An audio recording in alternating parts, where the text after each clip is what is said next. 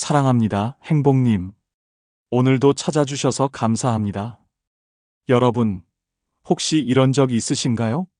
분명히 마음이 서운한데 어떻게 말해야 할지 몰라서 속으로만 끙끙 앓아본 적. 아니면 서운한 마음을 표현했다가 오히려 상황이 더 나빠진 적. 서운함은 누구에게나 찾아오는 감정이지만 어떻게 다루느냐에 따라 관계가 깊어지기도 멀어지기도 합니다. 오늘은 서운할 때 이렇게 하면 더 좋은 관계를 만들 수 있다는 이야기를 나눠보려 합니다. 첫 번째, 상대의 의도를 추측하지 마세요.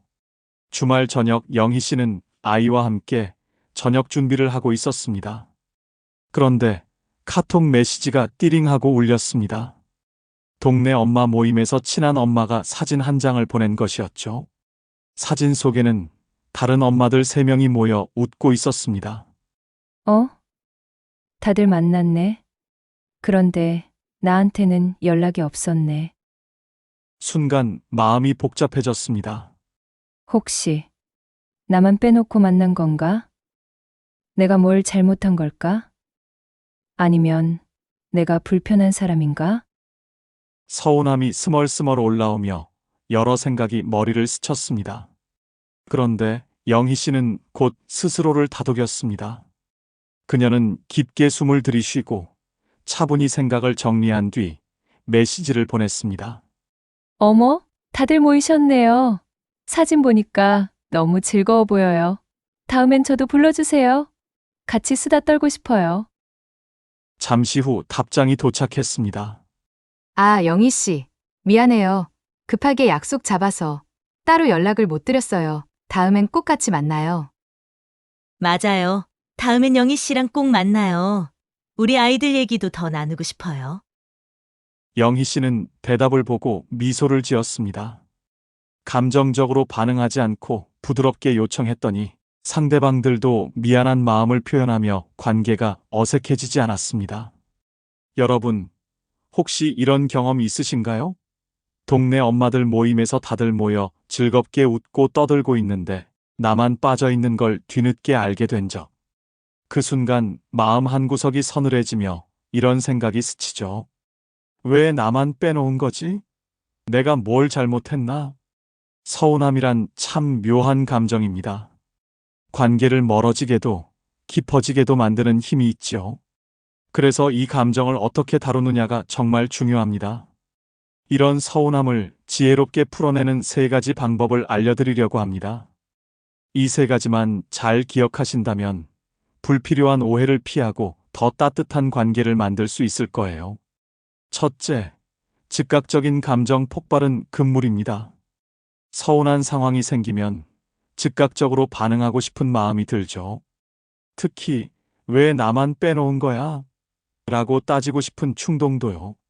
하지만 이렇게 하면 상대방은 방어적 태도를 취하기 쉽습니다. 뭐야? 내가 일부러 그런 것도 아닌데 왜 저렇게 예민하게 굴지? 이런 생각을 하며 대화를 피하려 할지도 모릅니다. 이럴 때는 먼저 깊게 숨을 들이쉬고 차분히 생각을 정리하는 게 중요합니다. 내가 이 상황에서 서운함을 어떻게 표현하면 상대방이 오해하지 않을까? 이렇게 한 박자 쉬어가는 태도가 필요합니다.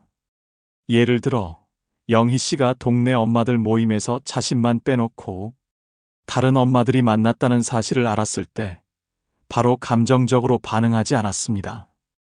대신 다들 모이셨네요. 사진 보니까 너무 즐거워 보여요. 다음엔 저도 불러주세요. 이렇게 부드럽게 말을 꺼냈죠. 이런 태도는 상대방에게 부담을 주지 않으면서도 내 의사를 명확히 전달하는 방법입니다. 둘째, 상대방의 의도를 추측하지 마세요. 서운함이 생기면 우리는 본능적으로 상대방의 의도를 추측하려 합니다. 나를 일부러 뺐나? 혹시 내가 뭔가 잘못한 건가? 하지만 대부분의 경우 상대방은 단순히 상황이 그랬을 뿐 나를 배제하려는 의도가 없을 가능성이 높습니다. 의도를 단정 짓는 순간 오해는 눈덩이처럼 커지고 관계는 점점 멀어지게 됩니다. 중요한 건 내가 상대방의 진심을 확인하기 전까지 함부로 결론을 내리지 않는 것. 영희 씨도 그랬습니다. 사진을 보고 순간적으로 서운했지만 엄마들에게 왜 나를 빼놨어? 라고 묻기 전에 부드러운 방식으로 대화를 이어갔지요. 그러자 다른 엄마들이 급하게 약속을 잡아서 연락을 못 드렸다라며 진심으로 미안하다는 반응을 보였죠. 이처럼 먼저 상대의 진심을 여유 있게 확인하는 태도가 관계를 지키는데 훨씬 효과적입니다. 셋째, 부드럽지만 확실하게 표현하세요. 서운함을 속으로만 사귀는 것도 좋지 않습니다. 관계를 위해서라면 내 의사를 부드럽지만 분명하게 표현하는 것이 중요합니다. 다음엔 저도 불러주세요. 같은 말은 굉장히 효과적입니다. 이 말은 상대방에게 부담을 주지 않으면서도 내가 이런 상황에서 조금 서운했음을 은근히 전달할 수 있는 한마디입니다. 이런 부드러운 표현은 관계를 긍정적으로 유지하면서도 상대방이 앞으로 더 신경 쓰도록 유도합니다. 상대방은 다음번엔 꼭 챙겨야겠네 라는 생각을 하게 되죠. 율곡 이인은 이렇게 말했습니다. 화를 참으면 100가지 근심이 사라진다. 이 말은 감정적으로 반응하지 않고 서운한 상황에서도 차분히 대처하는 지혜를 강조합니다. 서운한 감정은 누구에게나 찾아옵니다. 하지만 그 감정을 다루는 방식에 따라 관계가 더 단단해질 수도 멀어질 수도 있습니다. 즉각적으로 반응하지 말고 상대방의 진심을 여유롭게 확인하며 부드럽지만 분명하게 내 마음을 전해보세요. 오늘 여러분의 지혜로운 대처가 더 따뜻한 관계로 이어지길 진심으로 바랍니다. 두 번째, 오히려 상대를 먼저 인정하세요. 토요일 아침 영희 씨는 주말 대청소를 하며 땀을 뻘뻘 흘리고 있었습니다. 청소기를 돌리고 창문을 닫고 쌓인 빨래까지 처리하느라 정신없이 바빴지요.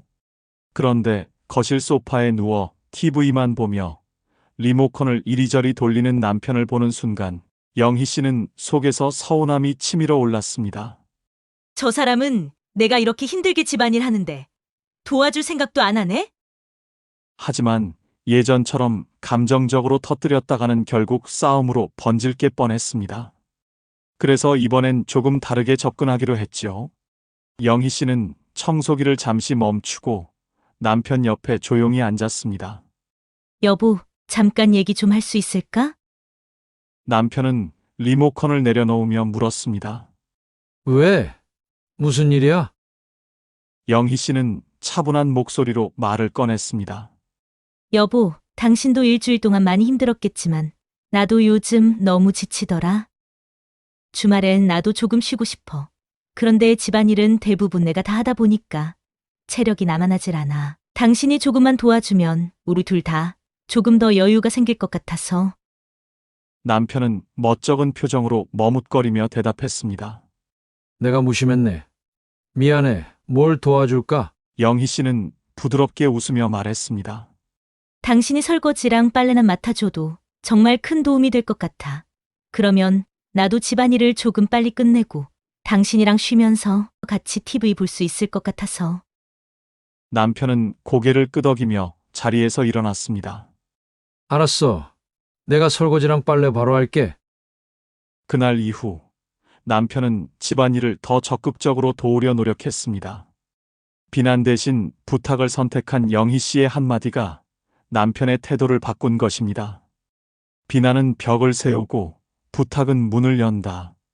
심리학적으로 사람은 비난을 받는 순간 방어 기제가 작동합니다. 뇌는 즉시 이건 공격이다 라고 판단하고 이성적 대화 대신 반격을 준비하지요. 그래서 왜 나만 다 해야 해? 라는 말은 상대방의 머릿속에 그럼 나는? 이라는 반발심을 심어버립니다. 결과는 갈등의 늪에 빠지는 것이죠. 하지만 부탁은 다릅니다. 특히 상대방의 입장을 먼저 인정하며 시작하는 부탁은 방어의 벽을 허무는 열쇠입니다. 여보, 당신도 많이 힘들겠지만 이라는 한마디는 상대방에게 나를 이해해주는 사람이구나 라는 신호를 보냅니다. 이 신호를 받은 사람은 방어 대신 협력할 준비를 하게 됩니다. 재미있는 심리 실험이 있습니다. 두 그룹의 참가자들에게 각각 혼자 해결해야 하는 문제와 협력해야 하는 문제를 주었을 때 협력 문제가 훨씬 더 높은 성과를 냈다는 결과가 있죠.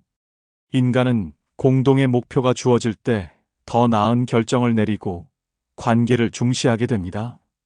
이 원리를 대화에 적용하면 이렇게 됩니다.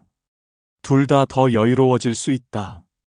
이 한 문장은 단순히 집안일을 나누자는 말이 아닙니다.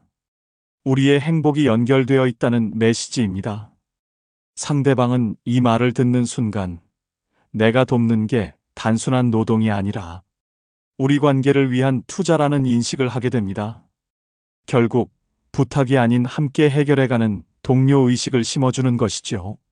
마지막으로 감정을 폭발시키지 않고 차분히 말하는 것은 상대의 뇌 속 협력 스위치를 켜는 방법입니다. 과학적으로 사람이 화를 내는 목소리를 들으면 뇌는 즉시 스트레스를 감지하고 이성적인 사고를 멈추는 아드레날린 폭발을 경험합니다.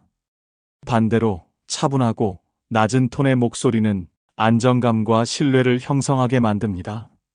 당신도 힘들겠지만 나도 좀 지쳐. 함께하면 우리 둘 다 편해질 것 같아. 이렇게 말하면 상대는 자신이 도움을 줄 수 있는 존재로 인정받는다는 느낌을 받습니다. 누구나 스스로 쓸모 있다고 느껴지는 순간 마음은 열린 문처럼 변합니다. 결국 비난과 부탁은 관계의 승패를 결정짓는 열쇠입니다. 상대가 방어의 장벽을 칠지 협력의 손을 내밀지는 내 말 한마디에 달려 있습니다. 비난 대신 부탁을, 강요 대신 협력을, 폭발 대신 차분함을 선택하세요. 이 작은 변화가 서운함을 갈등이 아닌 관계를 깊게 만드는 도구로 바꿀 것입니다. 퇴계 이황은 이렇게 말했습니다. 남을 이해하려는 마음이 곧 나를 다스리는 길이다. 상대방을 비난하기보다 이해하려는 태도가 결국 나 자신을 다스리고 관계를 더 평화롭고 조화롭게 만드는 방법임을 강조합니다. 사랑하는 사람과의 관계는 작은 대화에서 시작됩니다. 서운한 마음도 따뜻한 말 한마디로 풀어낼 수 있다는 걸 잊지 마세요. 오늘 여러분의 진심이 전해져 더 깊은 사랑으로 이어지길 진심으로 바랍니다. 세 번째, 서운하다 솔직하게 말해보세요. 금요일 저녁 민준 씨는 오랜만에 대학 동기들과 술자리에 나갔습니다. 바쁜 일정 때문에 모임에 자주 참석하지 못했던 그는 오늘만큼은 모든 약속을 뒤로하고 시간을 냈습니다. 그런데 대화가 한창 무르익던 중 한 친구가 이렇게 말했습니다. 야, 민준이는 돈 잘 버니까 오늘 밥값은 민준이가 내는 걸로 하자. 다른 친구들도 웃으며 맞장구 쳤습니다. 그렇지. 돈 잘 버는 사람이 싸야지. 민준 씨는 순간 기분이 확 상했습니다. 내가 돈을 잘 번다고 해서 항상 내가 내야 한다는 건가? 이건 좀 너무한 거 아니야? 평소라면 웃어넘겼겠지만 오늘은 그 말이 너무 불편하게 들렸습니다. 민준 씨는 잠시 생각을 정리한 뒤 평소보다 차분하지만 단호한 목소리로 말을 꺼냈습니다. 야, 나도 열심히 일해서 번 돈인데 이러면 좀 서운하다? 친구 사이에 이렇게 돈 잘 버는 걸 들먹이며 밥값 떠넘기는 거 솔직히 기분 좋은 일은 아니야. 술자리가 순간 조용해졌습니다. 다들 민준 씨의 진지한 톤에 당황한 표정을 지었지만 그는 말을 멈추지 않았습니다. 물론 내가 기분 좋을 땐 얼마든지 낼 수 있어. 근데 이렇게 당연하게 말하는 건 좀 아니지 않냐? 친구끼리 이런 건 서로 배려해야 하는 거 아니야? 그제야 친구 중 한 명이 머리를 극적이며 말했습니다. 아, 미안하다. 우리는 농담처럼 말한 건데 민준이가 이렇게 기분 나쁠 줄은 몰랐네. 다른 친구들도 고개를 끄덕이며 사과했습니다. 맞아. 우리가 경솔했어. 다음부턴 조심할게. 민준 씨는 웃으며 고개를 끄덕였습니다. 고맙다. 이런 얘기하는 게 불편했는데 그래도 말하길 잘했다 싶다. 우리 공평하게 내자. 그렇게 하면 서로 더 편하잖아. 여러분, 친구들 사이에서 이런 서운함 한 번쯤 느껴본 적 있으시죠? 왜 내가 늘 더 내야 해? 왜 나만 챙기지 않지? 가까운 사이일수록 배려가 부족해질 때 이런 감정은 쉽게 생깁니다. 하지만 이럴 때일수록 감정을 억누르기보다는 솔직하고 단호하게 표현하는 것이 관계를 유지하는데 더 중요합니다. 첫째, 서운함은 감정이 아니라 행동으로 표현하세요. 나 서운하다는 말만으로는 상대방이 제대로 받아들이지 못할 때가 많습니다. 왜냐하면 감정에만 머물면 상대방은 그저 내가 기분이 나빴구나 정도로만 생각할 가능성이 크기 때문이죠. 대신 서운했던 상황과 행동을 구체적으로 짚어주는 방식이 훨씬 효과적입니다. 예를 들어, 친구가 너 돈 잘 버니까 밥값은 내가 내라고 했을 때 민준 씨는 이렇게 말했죠. 야, 이건 좀 아니지 않냐? 친구끼리 돈 잘 번다고 당연히 한쪽만 내는 건 너무하잖아. 상황을 구체적으로 짚어주면 상대는 자신의 행동이 왜 잘못됐는지 돌아보게 됩니다. 감정만 전달하지 말고 행동과 맥락을 함께 설명해 보세요. 둘째, 당당하고 명확하게, 그러나 상대를 무시하지 마세요. 서운함을 표현할 때 중요한 건 솔직하고 명확한 태도입니다. 하지만 상대를 비난하거나 무시하면 대화는 바로 막히고 맙니다. 민준 씨를 떠올려 보세요. 그는 기분이 상했지만 이렇게 말했습니다. 이러면 좀 서운하다. 내가 돈을 잘 벌건 말건 친구 사이엔 서로 배려가 필요하지 않냐? 너희가 틀렸다는 식의 공격 대신 우리 관계를 위해 이건 조금 아니지 않냐는 식으로 전달하면 상대도 방어적인 태도를 내려놓게 됩니다. 당당하면서도 존중을 담은 말투, 이것이 핵심입니다. 셋째, 말하지 않으면 상대는 모릅니다. 친구 사이에서 서운함을 쌓아두기만 하면 결국 관계는 멀어질 수밖에 없습니다. 상대방은 내가 왜 기분이 상했는지 모르는 경우가 대부분이거든요. 민준 씨도 그랬습니다. 그는 친구들에게 단호하게 말했죠. 나는 언제든 기분 좋을 땐 쏠 수 있지만 당연하게 여겨지면 기분이 좀 그렇다. 이렇게 솔직하게 의사를 밝히면 상대는 나를 더 배려하게 됩니다. 중요한 건 감정을 터뜨리는 것이 아니라 상대가 상황을 이해할 수 있도록 맥락을 함께 설명하며 대화로 풀어가는 것입니다. 율곡 이인은 이렇게 말했습니다. 친구란 서로를 대할 때 바른 마음과 태도를 지녀야 오래 지속된다. 친구 사이에도 배려와 존중이 없으면 관계는 오래가기 어렵습니다. 상대방이 선을 넘었다고 느낄 때 솔직히 말하되 존중을 잃지 않는 태도가 중요합니다.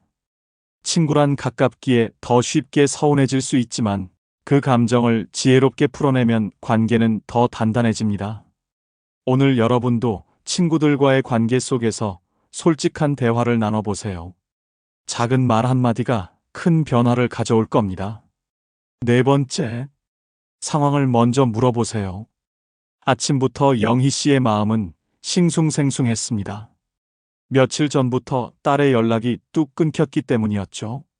예전에는 적어도 하루에 한 번씩은 안부 전화를 하던 딸이었는데 이번 주는 문자에 답장조차 없었습니다.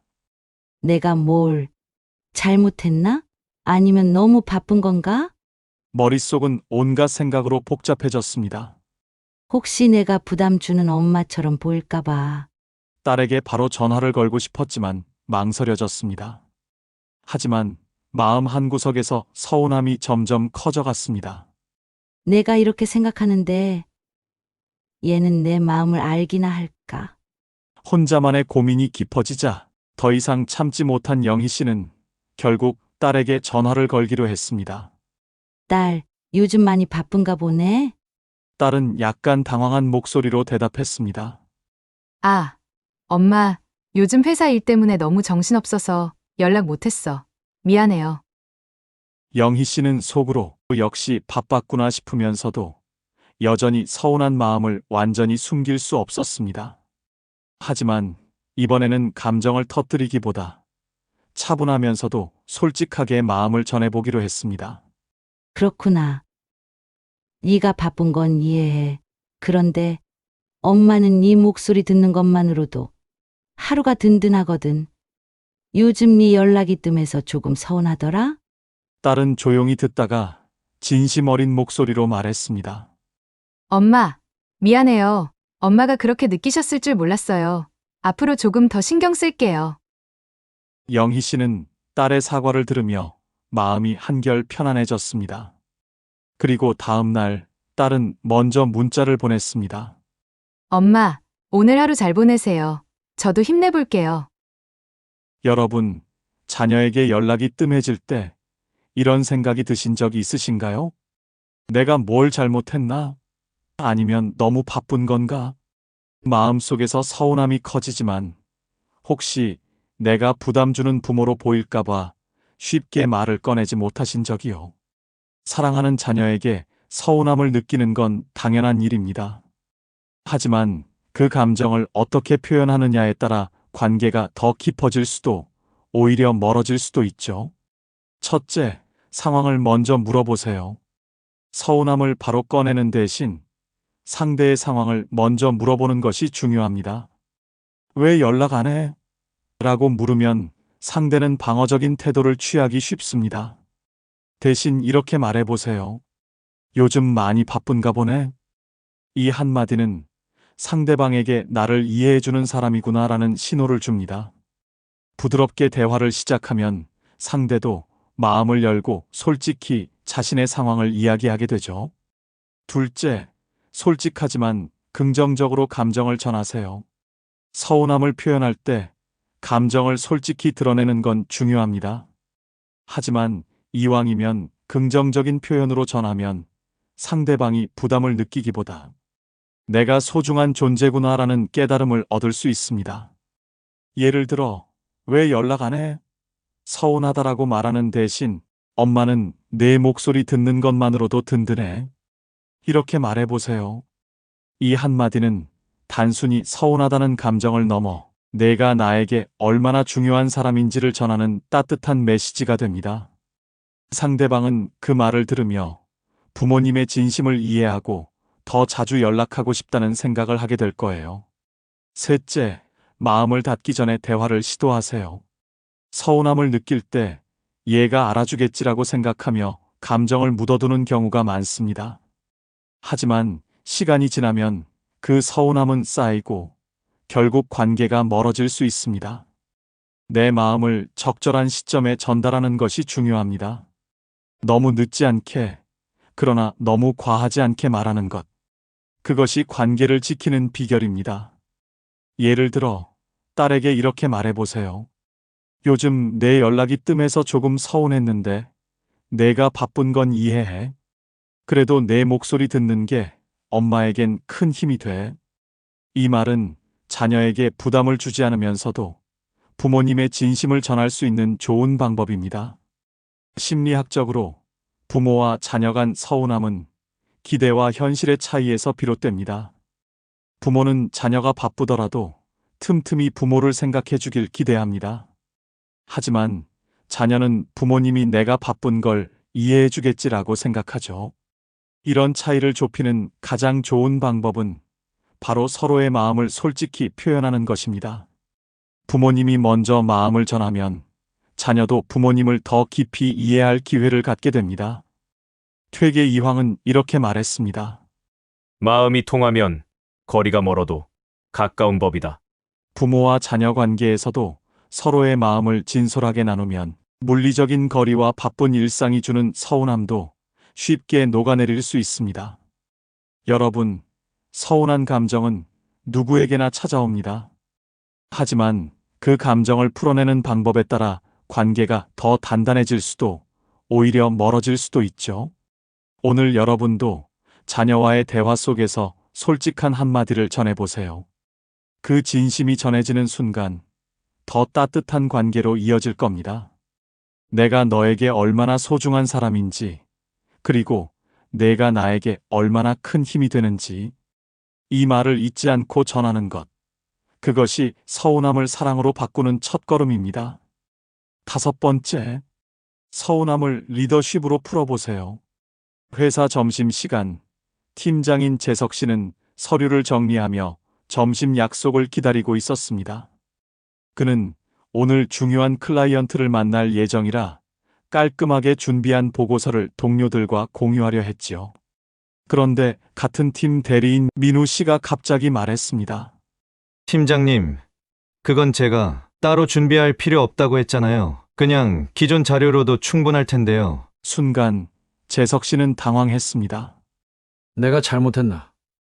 왜 이런 식으로 말하지? 팀 내에서는 누구보다 소통을 중시하는 리더였고 팀원들의 의견을 존중하려고 노력했지만 민우 씨의 이 말은 재석 씨를 꽤나 서운하게 만들었습니다.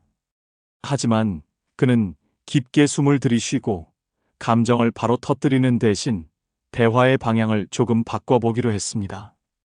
재석 씨는 민우 씨에게 차분히 말을 건넸습니다. 민우 씨, 잠깐 얘기 좀 할까요? 민우 씨는 어리둥절한 표정으로 대답했습니다. 네, 무슨 일이신가요? 재석 씨는 차분하지만 단호한 목소리로 말을 이어갔습니다. 아까 제가 준비한 자료에 대해 그렇게 말했을 때 사실 조금 서운했어요. 팀장으로서 최선을 다해 준비한 건데 그 말투는 마치 제 노력을 가볍게 보는 것 같더라고요. 민우 씨는 깜짝 놀란 표정을 지으며 말했습니다. 아, 그런 의도는 아니었는데요. 팀장님께서 워낙 잘하시는 분이라 그냥 간단하게 하셔도 된다는 뜻이었어요.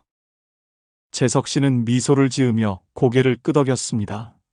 민우 씨가 그런 뜻이었다는 건 알겠어요. 그런데 표현 방식 때문에 내가 조금 오해한 것 같아요. 앞으로는 서로 더 명확하게 의사를 전하면 좋겠네요.